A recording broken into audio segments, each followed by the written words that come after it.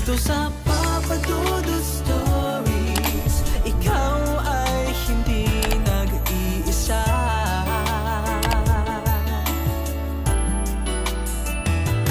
Dito sa Papa Dudut Stories, may nagmamahal sa'yo.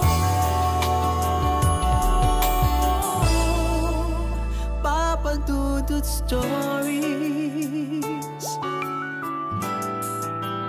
Papa Dudut Stories. Sa lahat po ng mga nakatutok ngayon, huwag pong kalimutan mag-like, mag-share at mag-subscribe. Maraming salamat po sa inyong lahat.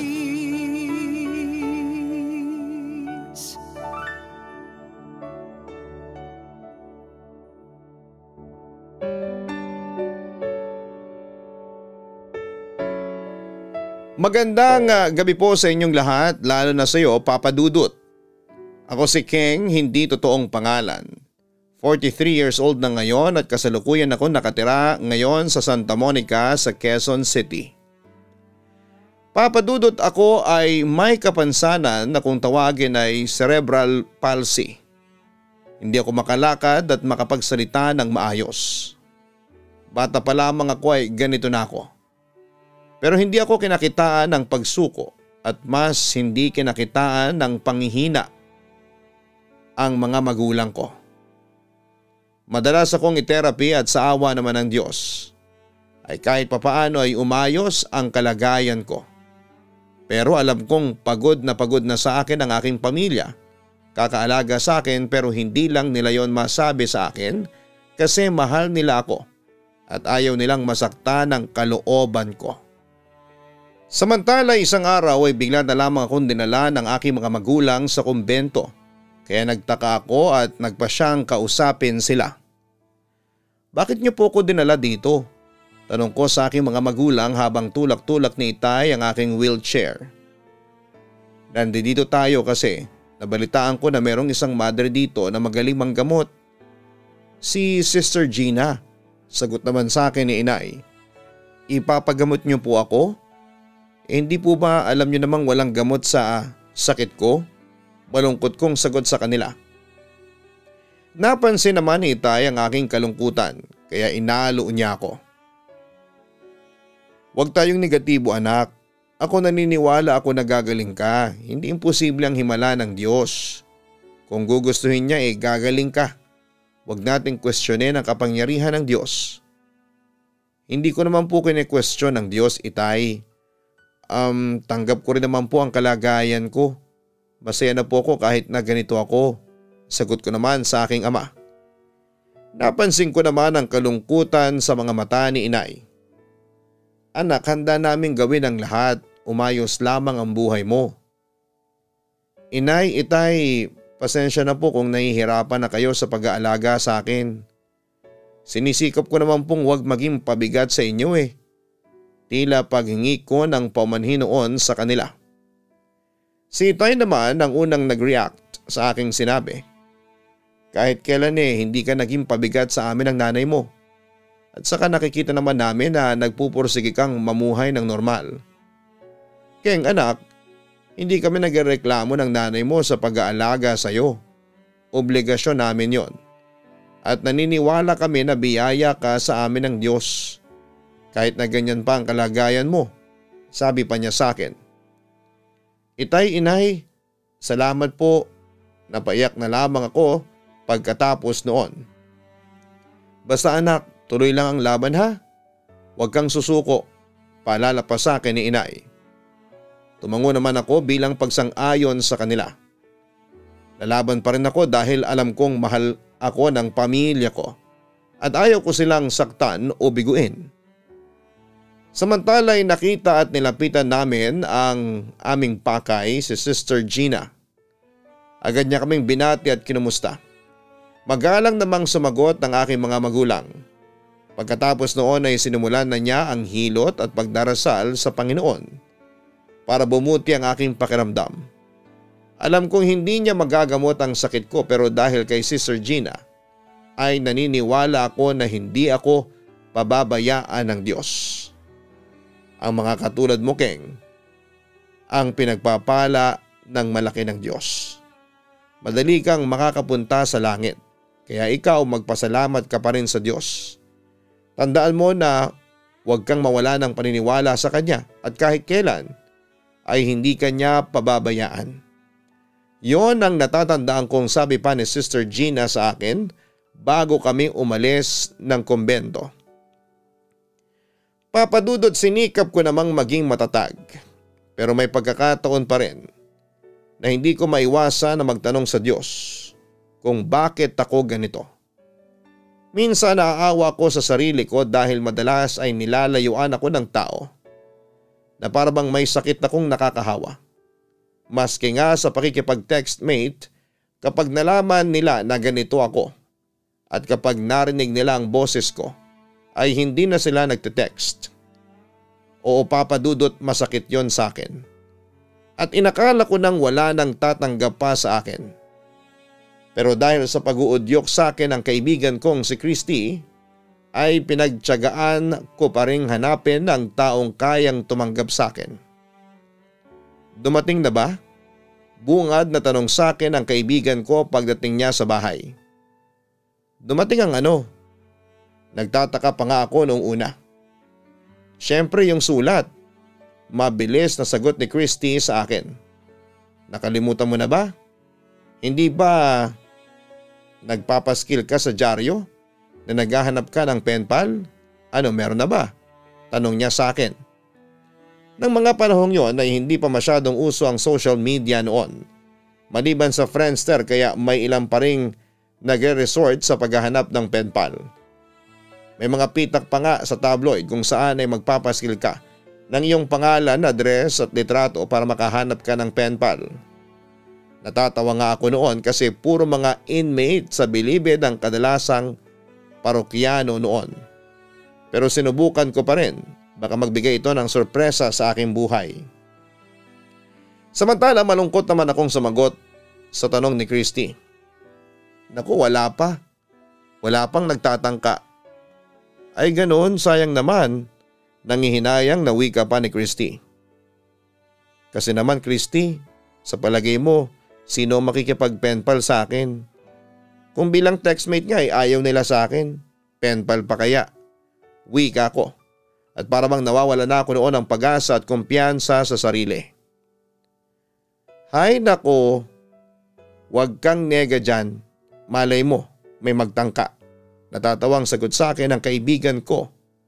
Cute ka naman, charming and beautiful. Baka naman sinasabi mo lang yan kasi best friend kita. Hirit ko pa sa kanya. Naku, hindi no. Ayaw naman kitang paasahin. Pero maniwala ka sa akin, Keng. Meron at merong lalaking magkakagusto sa'yo. Pampalakas loob ni Christy sa akin. Pen pa lang ang hanap ko, Christy, hindi boyfriend. Pagkaklaro ko pa sa kanya. Sus, Keng, karamihan sa mga nakikipag-penpal jowa ang hanap. Hindi kaibigan, no? Natatawang wika ng aking kaibigan. Pero Christy, natatawa lang ako kasi parang napakaluma ng gagawin ko, penpal.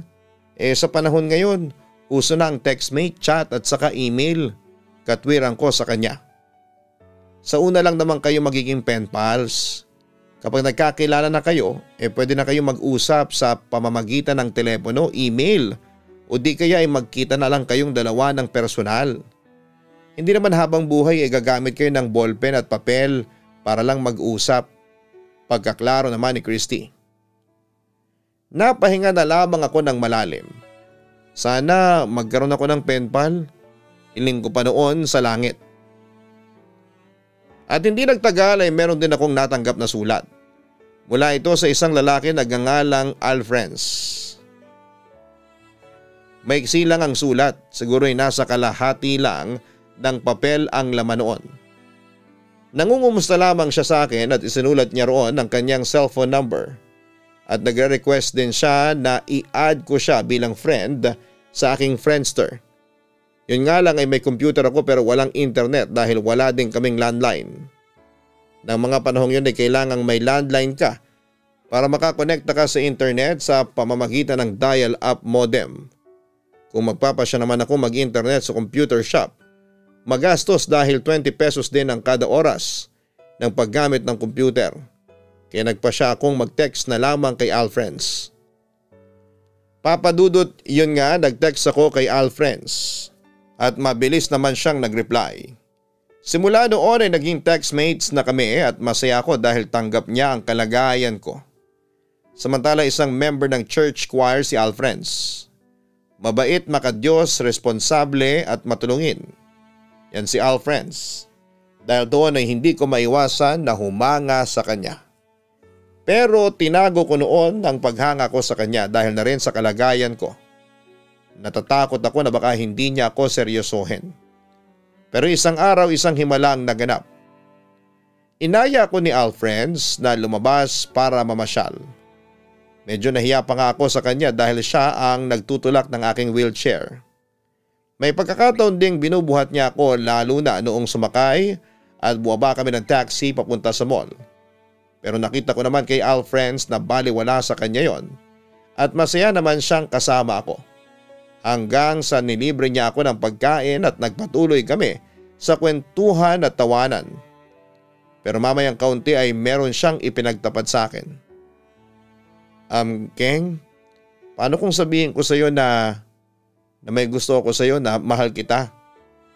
Napatingin naman ako kay Alfriends dahil hindi ako makapaniwala noon sa aking narinig. Teka, hindi ka ba nagbibiro? Anong nagustuhan mo sa akin? Nagustuhan kita ng ganyan. Hindi ko may paliwanag pero nung una pa lang tayong magkakilala bigla ko na lang naramdaman yun sa'yo. Pagtatapat ni Alfriends sa akin. Pero may sakit ako. Malungkot na paalala ko sa kanya. Hindi naman mahalaga sa akin kung may cerebral palsy ka. Handa naman kitang tulungan. Handa kitang alalayan. Kaya handa naman kitang mahalin ng habang buhay. Yun ang binitawang salita niya sa akin. Pero kasi Alfriends, hindi ko maiwasang mag-alinlangan noon dahil walang matinong lalaki ang iibig sa isang katulad ko. Keng, huwag kang matakot na magmahal. Kasi una sa lahat ay hindi kita lolokohin. Totoo ang mga nararamdaman ko para sa iyo. Mahal kita, maniwala ka sa akin. Insist pa niya sa akin. Keng, pinapangako ko sa iyo na hindi kita sasaktan o papaiyakin. Paniniguro pa niya sa akin. Saglit akong natahimik. Sinuri ko rin ang aking damdamin at doon ko rin na-realize na may gusto rin ako kay Alfriends. Alam mo ba? Pareho tayo ng nararamdaman. Pagtatapat ko sa kanya. Matagal ko nang gustong sabihin na mahal kita kaso nahihiya ako. Baka kasi pagtawanan mo lang ako. Kung hindi man baka mapahiya lang ako kasi hindi mo rin ako mamahalin. Natatakot akong masaktan kaya nagpasya na lamang ako na itago na lang yung nararamdaman ko. Hindi kita kailanman pagtatawanan kahit na ikaw pa ang unang nagtapat sa akin. Dahil mahal kita, Keng. Wika niya habang hinahawakan niya ang aking kamay. Kinilig ako noong sandaling yon at buti na lamang nasa bandang dulo kami ng fast food. Kaya walang makakakita sa sweetness naming dalawa. Sana tanggapin mo ko. Sinserong sabi pa ni Alfriends sa akin. Hindi ka mahihiyang iharap ako bilang girlfriend mo? Panunubo ko sa kanya. Oo, kahit ano pang sabihin ng iba. Hindi kita ikakahiya. Ikaw lang ang mamahalin ko, Keng. Wala nang iba. Yun naman ang sabi ni Alfriends sa akin. Dahil doon ay isang desisyon na ang aking ginawa. Pumapayag na akong maging girlfriend mo. Maraming salamat at ako ang pinili mong mahalin. Wika ko sa aking kauna-unahang boyfriend. Papadudot, akala ko'y wala ng puwang ang pag-ibig sa isang katulad ko na may kapansanan pero nagkamali ako. Na-realize ko tuloy na mahal pa rin pala ako ng Diyos dahil ibinigay niya sa akin ang isang lalaki na handang magmahal sa isang katulad ko. Papadudot, dahil doon ay ipinagdasal ko talaga sa Diyos na sana ay si Alfriends talaga ang lalaking matagal ko nang hinihintay. Papa Dudut, naging masaya naman ang relasyon namin. Ramdam na ramdam ko ang pagmamahal niya sa akin. Dahil dito ay lalong lumakas ang kumpiyansa ko at lumaban ako para sa aking buhay. Natuwa naman ang mga magulang ko sa mga pagbabagong nangyari sa akin kasi naging positibo na ang pananaw ko sa buhay simula noong maging boyfriend ko si Alfrance. Siyang naging inspirasyon ko. Ang akala ko, Papa Dudut, ay magpapatuloy na ito habang buhay. Kaso'y nagkamali ako dahil paglipas ng 1.5 taon ay bigla na lamang lumamlam ang relasyon namin dahil busy raw si Alfrance. At hindi ko namamalaya noon na unti-unti ring nawawala ang komunikasyon namin. Kaya para maibsan ang lungkot at pangungulila ay nakipag-textmate ako sa ibang lalaki. At doon ko nga nakilala si Rolf. Papa Dudut, nagkita kami ni Rolf noong November 26, 2005 at nagkaroon kami ng kakaibang bonding. Siguro dahil mabait siya at tanggap niya ako. Hanggang sa naging close kami na nauwi sa mas malalim na pakikipagrelasyon. Papa Dudut, nagkataon namang nagpakabit na ng telepono ang mga magulang ko kaya ginamit ko yon para maging phone pals kami ni Rolf. Na nauwi sa isang relasyon sa pamamagitan lang ng tawag. Oo, ginawa namin ang phone sex at gabi-gabi namin ginagawa yon. Sa una masaya pero minsan ay hindi ko rin maiwasan na mag-guilty. Pero sa kabila noon, si Rolf ang naging first kiss ko.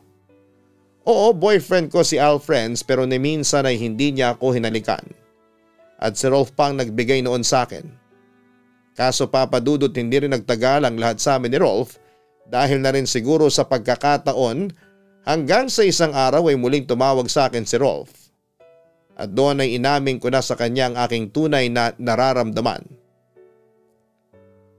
Rolf, sa palagay mo dapat pa ba nating itigil yung ganitong klase ng relasyon natin? Tanong ko sa kanya habang kausap ko siya sa telepono. Ikaw ba? Gusto mo pa ba yung ganon na nabubuhay lang tayo sa puro pantasya? Balik niya sa akin. Sa totoo lang ay parang kasalanan sa Diyos tong ginagawa natin. Pag-amin ko. Papa Dudut, totoong nakukonsensya ko kasi kahit na sa telepono lamang kami nag-uusap, ay pagtataksil pa rin ang ginagawa ko. Mahal mo pa rin ba ako? Maya-maya ay seryosong tanong niya sa akin. Dapat ako ang magtanong niyan sa'yo. Ikaw ba? Balik ko sa kanya. Mahal kita. Diretsong sabi niya sa akin. Ganon din ako. Ako naman ang sumagot sa kanya. Pero natatakot ako.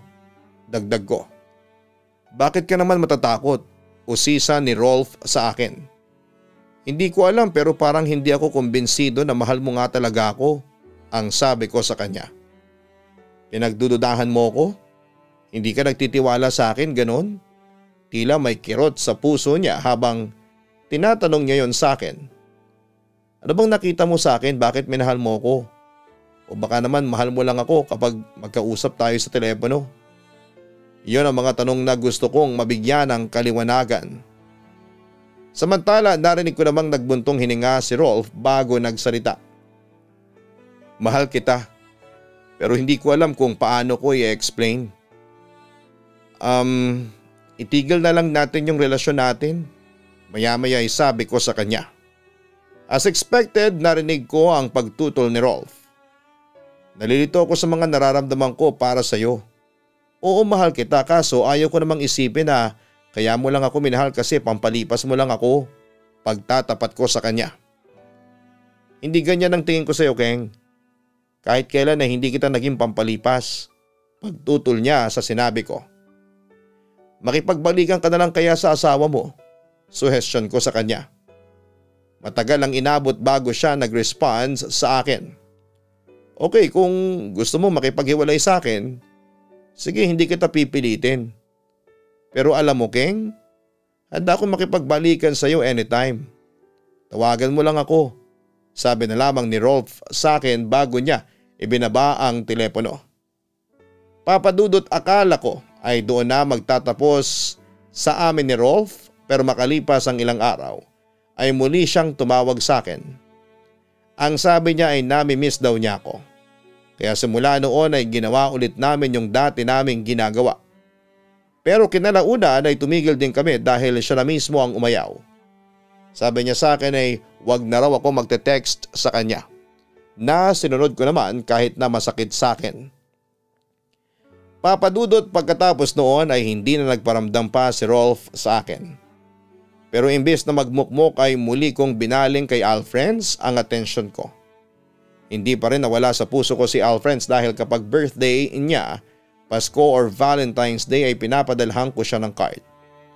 Noong February 2006 ay laking gulat ko dahil nag-text siya sa akin. Ang saya-saya ko kasi narinig na yata ng Diyos ang dasal ko. Sa madaling sabi, nagkabalikan kami ni Alfreds. Pero hindi ko akalain na panandalian lamang yon dahil nasira ang relasyon namin dahil sa isang pagkakamali. At yon ay ang pakikipag-phone sex ko. Nagkataon kasi na ang ka-phone sex ko noon ay ang kapatid pala ni Alfreds na si Anthony at nadiskubre yon ng boyfriend ko. Dahil nahuli niya mismo ang kapatid niya na kausap ako. Agad-agad na nakipaghiwalay sa akin si Alfreds pagkatapos noon. Siyempre hindi ko naman yon matanggap kaya ginawa ko pa rin ang lahat para kausapin siya at humingi ng tawad. Anong kailangan mo? Seryosong tanong niya sa akin noon sa kabilang linya. Alfred, sorry, naiyak kong sabi sa kanya. Yan lang bang tinawag mo? Ramdam ko na ayaw na niya akong kausapin. Pero ginawa ko pa rin ang lahat para mapatawad niya ako. Please, huwag ka na sanang magalit sa akin. Patawarin mo na ako. Pakiusap ko sa kanya. Bakit ka ba tumawag? Sawa ka na ba sa pakikipag-phone sex kay Anthony? Kaya ako naman ang aayain mo?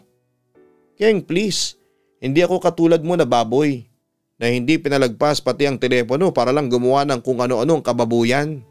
Tahasang sabi ni Alfred sa akin. Alfred, nagawa ko lang yun kasi palagi kang busy. Nalungkot ako sa kawalan natin ng komunikasyon at saka hindi ko naman alam na kapatid mo pala si Anthony. Katwiran ko. Keng, sinabi ko naman sa iyo na magtiwala ka sa akin. Pero anong ginawa mo sa akin? Pinagtaksilan mo ko. May hinanakit na sabi ni Alfred sa akin. Akala ko pa naman iba ka. Akala ko malinis kang babae. Pero ang totoo ay napakababoy mo pala. Disappointed niyang sabi sa akin.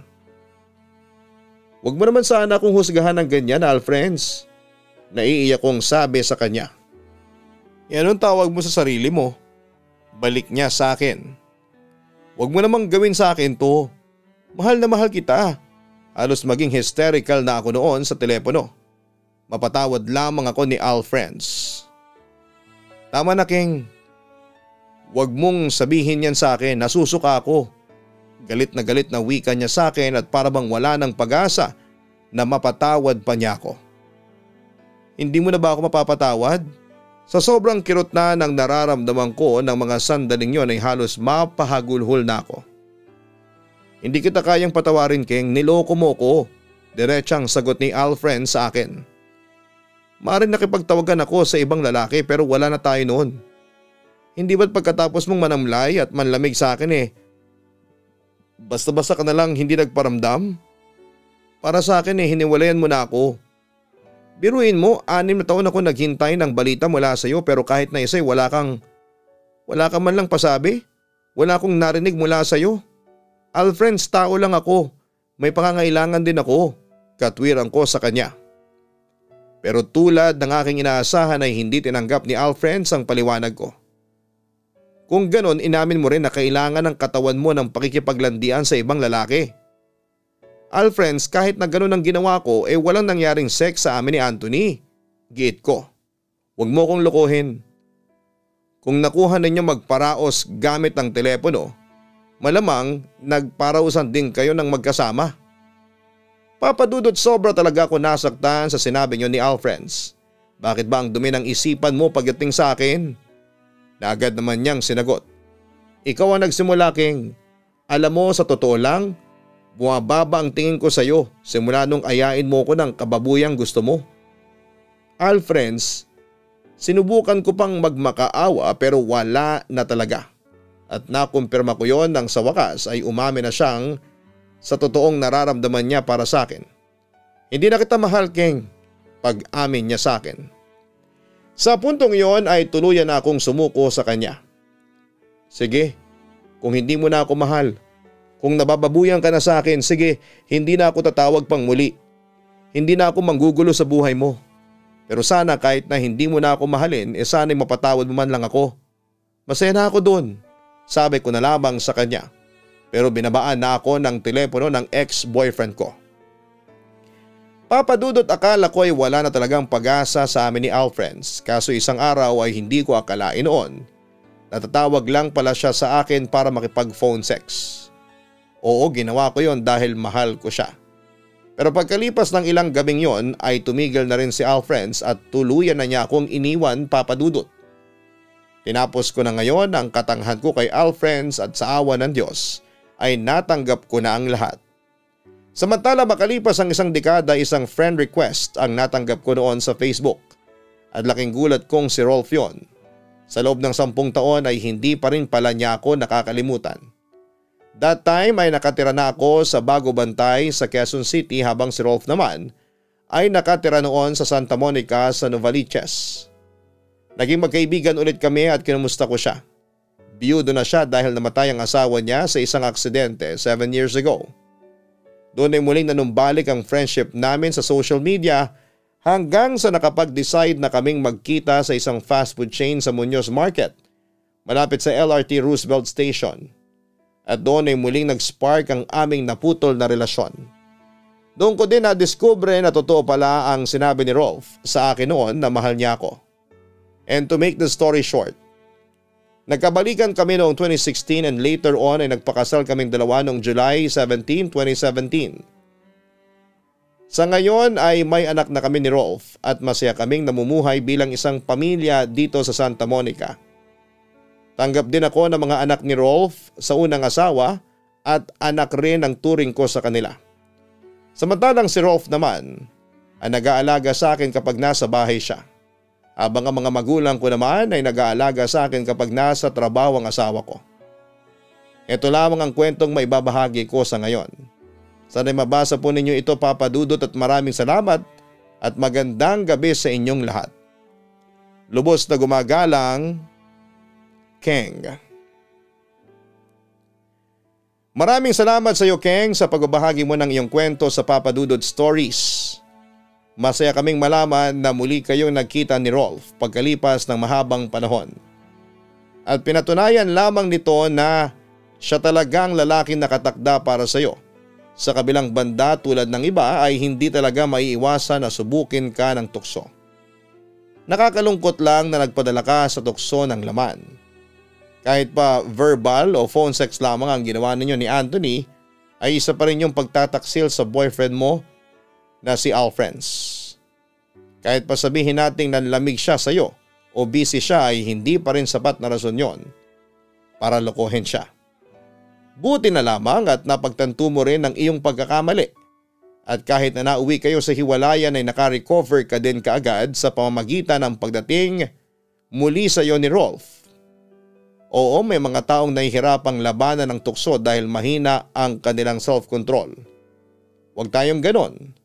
Kung alam na nating mali at kung alam nating may masasaktan o matatapakan tayong iba, ay huwag nating ituloy ang gusto mong gawin. Think twice before you decide. Practice self-control at labanan ninyo ang tukso sa pamamagitan ng pagbabalik loob sa ating Panginoon. Walang mabisang pangtalo sa tukso kundi ang matibay na pananampalataya at pagmamahal sa iyong kapareha. Hanapin ang Kaistorya Horror para sa mga nakakatakot na kwento araw-araw. Namin pong ina-upload sa Kaistorya Horror YouTube channel. Ganon din ang Gian Gianna Vlogs, ang aming weekly family vlogs. Ang link po ng mga channels na yan ay nasa homepage ng channel na ito. Sana po'y mahanap ninyo at mag-subscribe na kayo.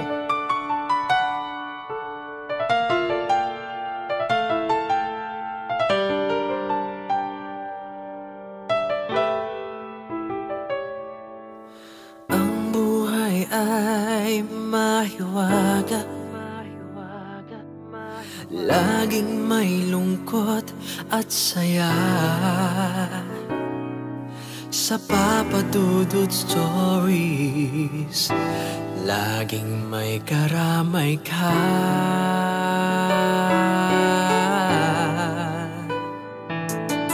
Mga problemang kaibigan, dito ay pakikinggan ka. Sa Papa Dudut Stories, kami ay iyong kasama.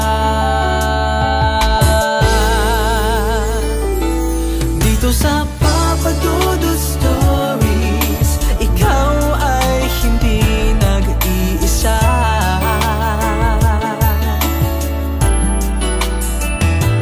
Dito sa Papa Dudut Stories, may nagmamahal sa'yo. Papa Dudut Stories, Papa Dudut Stories, Papa Dudut Stories.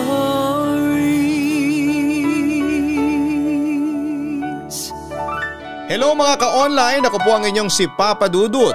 Huwag kalimutan na mag-like, mag-share at mag-subscribe. Pindutin ang notification bell para mas maraming video ang mapanood ninyo. Maraming salamat po sa inyong walang sawang pagtitiwala.